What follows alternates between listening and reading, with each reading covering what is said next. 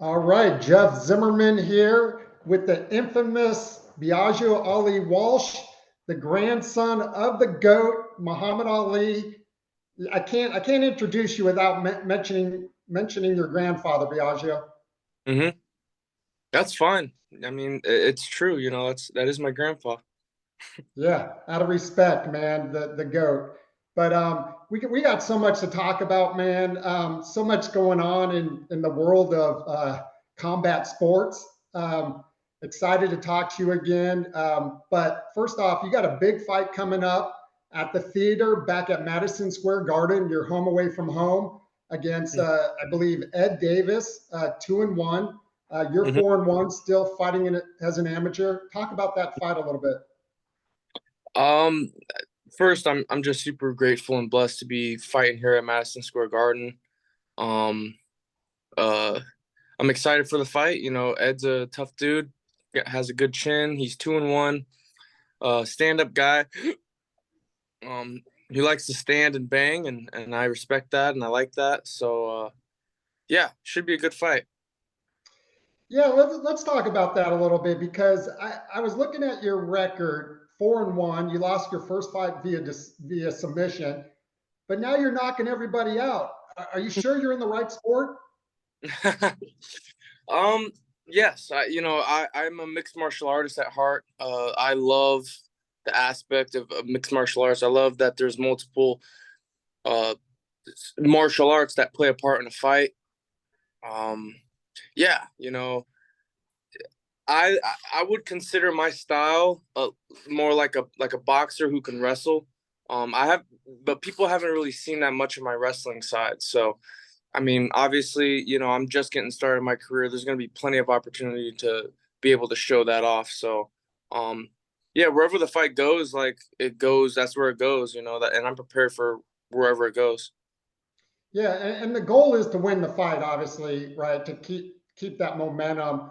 But you feel like the training you're getting. I mean, we talked about the couture shirt you're wearing, the training you're getting with world class athletes. Even if it's not happening in the fight, you're getting that training to progress in your career. Oh yeah, I mean the the teammates that I have and the high level dudes that I work with they're world class. For example, Thursday was my last day of sparring, and the first round I went with Jeremy Kennedy, who's ranked really high in Bellator. I think he's number 3 in Bellator. Maz Burnell, um, Kai Kamaka.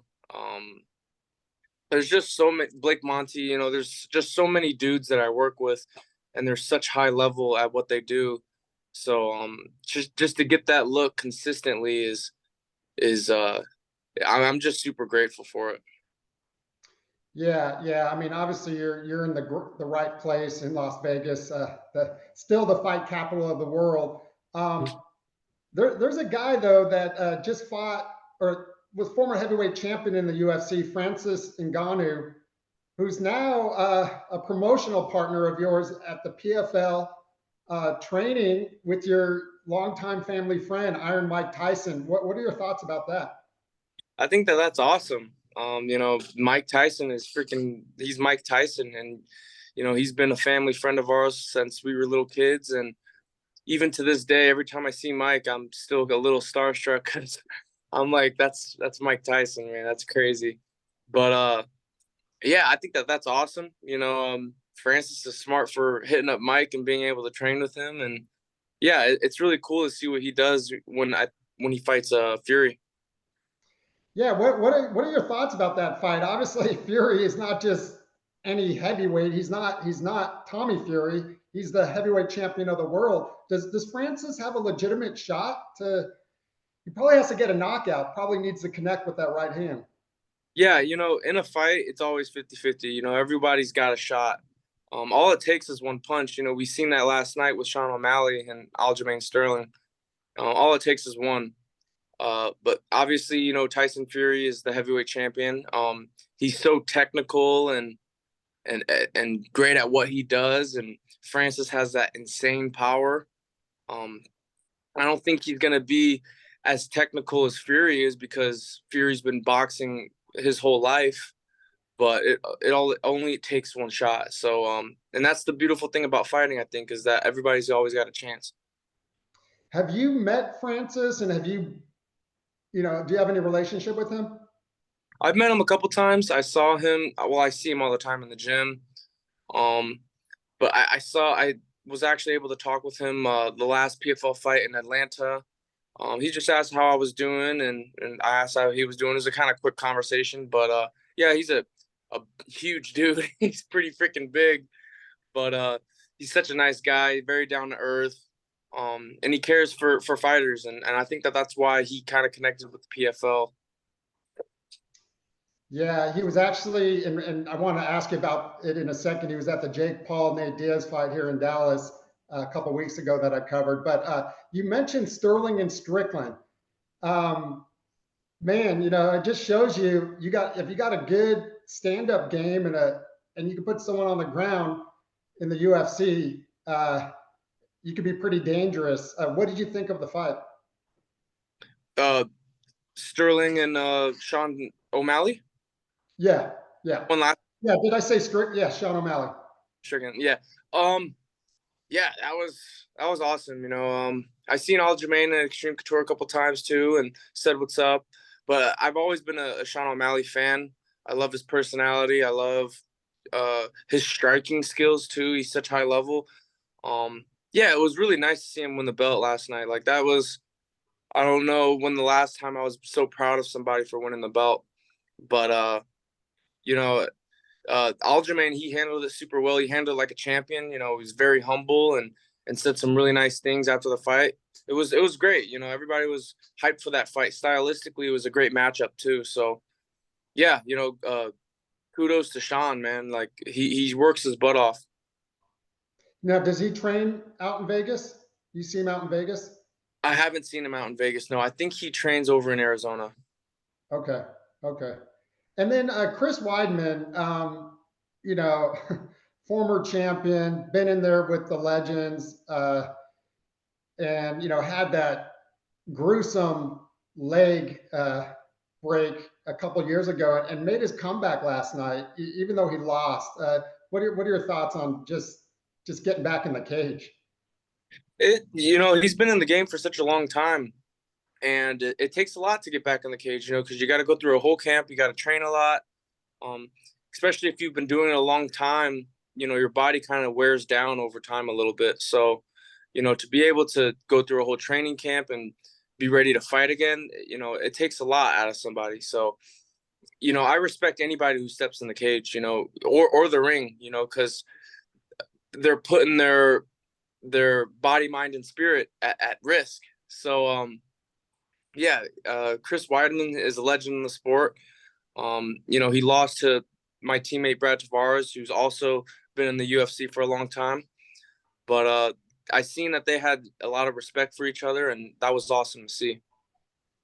Yeah, and I know I read that Dana is hoping he retires, and he got back in there, so kudos to him after that gruesome leg injury a couple of years Mm-hmm. ago. Now I mentioned earlier Jake Paul, Nate Diaz, kind of like the Francis Tyson Fury fight, a little bit of a circus atmosphere. I was there, sold out in Dallas, and I can tell you, being there, it was a Nate Diaz crowd all the way. I mean, they were chanting his name, from the opening bell. What are your thoughts on those type of fights? Your grandfather, did at least one of those kind of fights against the Japanese guy, I believe. Can't think of the name, but what are your thoughts overall, and what Jake Paul is doing for boxing? I I respect Jake Paul. I really do. What it is to me, and I think just fighting in general is entertainment. You know, that's why I want to be an exciting fighter, is because I want to get people to go to roar when they see good fights. So at the end of the day, it's all entertainment. Jake Paul is a master at what he does. With marketing and getting people to watch him and stuff, and he's getting better as a fighter as well. So it was I watched the fight, like that's something that I'm not gonna not tune into. Jake Paul versus Nate Diaz. wouldn't want to watch that, So I watched that, and yeah, big respect to him. He also, Jake Paul, he stands up for fighters, and he stands up for fighter pay too. And I think that that's why he connected with the PFL, because the PFL, I believe, takes care of their fighters and they pay their fighters very well. And Jake Paul is all for that. So I respect him a lot. He's getting better as a fighter too. And to be fighting Nate Diaz, who isn't really technically sound, but has the conditioning and the grit. I mean, it's such good experience for him to get that, and I know we want to see him fight boxers and stuff as well, and that'll come. Every fighter, I think, has to start somewhere and work their way up to fighting top prospect boxers or fighters, whatever. But yeah, I think he's doing great, honestly. Yeah, it's interesting you say, and that's always been the knock, right? Fight a real boxer. He fought Tommy Fury. Not the most pleasing fight to watch, but he lasted. It was a close fight, but he's still fighting MMA legends that have experience in stand-up, whether it's Anderson Silva or Nate Diaz. So, do you feel like he doesn't get enough credit just even fighting those guys? I feel like he doesn't really. I mean, I know they're MMA fighters and their specialty is striking. I mean, Nate Diaz, I would say his specialty is more jiu-jitsu, but I mean, Anderson Silva, like he fought Anderson Silva and won. So I feel like he's not getting enough credit. But I mean, obviously, everybody wants to see him fight a boxer, because he is a boxer. And I think to work your way up, I think right now is the time to where he could start fighting up and coming boxers. I'm not saying he could fight or should fight top 15 guys or big names. I know big names might draw more views and stuff like that, but I think right now it doesn't really matter. Just fight an upcoming boxer and work your way up to get those views with high level guys. So I think that would be the smart way to do it. Yeah, he did say at the post fight presser his goal is to eventually fight Canelo, but that's probably an exhibition maybe sometime down the road. Yeah, maybe. I mean, if he's gonna fight Canelo, that's gonna. I think that would have to be down the road because you'd have to get a lot more experience fighting boxers and then working your way up to better guys and then high level guys and then because Canelo's in that category of very high level boxers. So I think if you're gonna be smart in a sport that's full of blood, I think that you got to be smart with it and work your way up. Yeah, no doubt. And listen, man, the fight that everybody was anticipating into the boxing realm again, Spence Crawford. I was in the building for that. I don't. Were you able to? Were you there? I wasn't there, but I was watching it. I mean, nobody. A lot of people picked Crawford. It was a 50-50 fight going in. But what did you think of the fight watching it?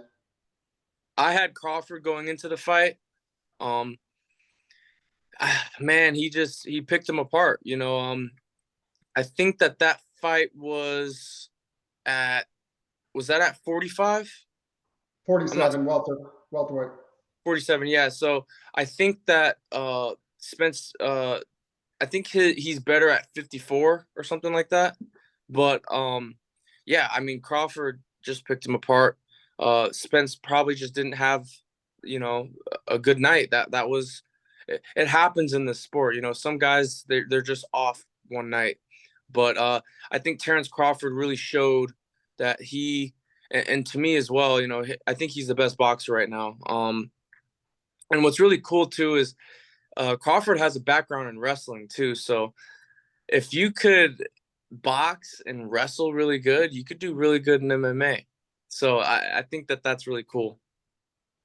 Yeah, it's interesting you mentioned that because you don't see the guys. You've seen some over the years, like James Toney and some get in the cage, but we all know an MMA fighter is 99.9% of the time going to beat a boxer. Although Jake, going back to Jake, he did offer to fight Nate in a cage next. Whether that ever happens, But you mentioned Crawford. Yeah, that you're right about the wrestling background. Maybe a post boxing career in MMA. Who knows? I don't know. I mean, Crawford's doing his thing in boxing. He's at the top of the game right now. I think it'd be kind of dumb to just jump right into MMA. But, if he were to, I think he would do really good because he has a background in wrestling and boxing. And now he just needs to learn some jujitsu and some ground stuff. And I think that he would be a big problem. Interesting. Going back to the Jake Paul card, Jeremy Stevens was on that card. I forgot the Nate Diaz fighter he fought. Former UFC guys that are now getting in the boxing ring. A lot of it, I think, has to do with the pay and what, especially under Jake Paul, who, as you mentioned, is doing a lot to help fighters. Yeah. So yeah, I mean, I didn't really get to see the fights leading up to the main event because I was getting ready for work and stuff. But yeah, I think the card was great. I think Jeremy Stevens was also in the PFL too. But like you said, a lot of it has to do with the pay, and they got paid well, so I'm sure that they're happy about that. right, right. Let me ask you, and you're with the PFL as an amateur. There's another fighter with the PFL, and just I think renewed, Claressa Shields. Uh, kind of a part-time MMA fighter. Obviously, done her thing in boxing. Let me ask you. I don't think I've ever asked you this. She goes by the GWOAT, greatest woman of all time. You being the grandson of the GOAT, what are your thoughts of her using that nickname, self-proclaimed? And what does your family think of that, especially with your aunt being a Hall of Famer and Layla Ali? Yeah, I mean, as a fighter and with the accolades that she has and the credentials that she has, she can call herself the GWOAT. I don't see any problem with that. You got to have that confidence. You got to really believe that you are the greatest of all time. And I think that having that mindset only makes you a better fighter. I think I met Clarissa one time. I said hello and I said congrats on her last win. I think it was at the Virgin Hotel in Vegas. I think it was for a Shakur Stevenson fight. But I just congratulated her on her win in MMA. And yeah, if she's doing MMA part time, I would definitely, do a lot of wrestling and grappling, because obviously MMA is a mixture of all the sports. But yeah, I have no problem with her calling herself the GWOAT, and you got to have that kind of confidence. Yeah, I wonder, and your grandfather would probably feel the same way. Yeah, I wouldn't doubt that at all. Yeah. And do you think she has a future in MMA? Because, like you said, there's so many disciplines to it. Obviously, she's legendary in boxing, two-time gold medalist, multi-weight world champ. But I mean, being a part-time MMA fighter, that's tough. Yeah, I mean, if you want to excel in MMA as a boxer, you gotta wrestle, and grapple. You know, people call me just a striker. I have no amateur boxing or kickboxing, so how am I a striker? I mean, obviously, I like to keep it standing. Maybe that's why, but I have no amateur kickboxing or amateur boxing. So when I went into MMA, I learned everything all at the same time, and yeah, all I do is I wrestle, grapple, and I strike. And these martial arts that I'm doing it as it applies to MMA. So I'm wrestling for MMA because wrestling for MMA is completely different than the sport of wrestling. Jiu-jitsu in MMA is completely different than the sport of jiu-jitsu, and vice versa with striking. So yeah, if you want to get good at MMA, learn all of the martial arts and how they apply to MMA. Right, right. And one more thing on Claressa. Soon after the Spence Crawford fight, she called out Keith Thurman. Was that just more of a marketing ploy, or I mean, what were your thoughts on that? I don't know. I mean, I don't know that much about Keith Thurman, but I I feel like a lot of it is marketing at this point. But it works, doing that and marketing fights, it brings eyes and it brings views and it gets people talking. We're talking about it right now. So, yeah, I don't really know that much about Keith Thurman, so I feel kind of awkward talking about it. But, yeah, she can call it whoever she wants. Any fighter can call it whoever they want. It does Yeah. it doesn't really. I don't think it's that big of a deal. Yeah, yeah. And we'll wrap here. Jeff Zimmerman here with Biaggio Ali Walsh. Got his next fight, man. Keeping active. Wednesday night. It's during the PFL playoffs. Fighting Ed Davis. What should we expect, Biaggio? I mean, you're looking to keep, building your resume, and I know you want to turn pro at some point. What should we expect Wednesday night in New York? Expect an exciting fight. Every time I fight, I want to be exciting. I don't want to be boring. I don't want to be the bathroom break fight. I don't want to be the fight where people are on their phones checking Instagram. Expect an exciting fight, because that's win, lose, or draw. I think exciting fighters are more remembered, regardless of their record. One of my favorite fighters is Justin Gaethje, and every time he fights, everybody wants to watch. I mean, he's won, I think, 11 fight bonuses in the UFC, and that's because he's exciting. So, yeah, expect an exciting fight every single time I fight. Amateur right now, when I turn pro, same thing. So yeah. When I know we've talked about this in the past, but what do you have a target for your pro debut, or just when should we expect that?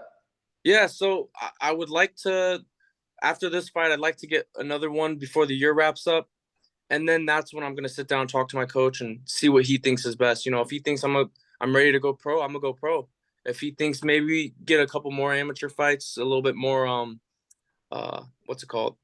A little bit more of a test, then I'm going to do that. I'm going to listen to him. Awesome. Well, Biagio, man, I love talking to you before each of these fights, and just watching your growth and just Thank your knowledge overall. I think for a lot of young fighters, just to listen to you and just you really you could tell you're a student of the game, and it's in the family blood, I guess. But you still put in the work. So thanks for the time, and the best of luck Wednesday. you. Man, thank you so much. I appreciate it. Thank you.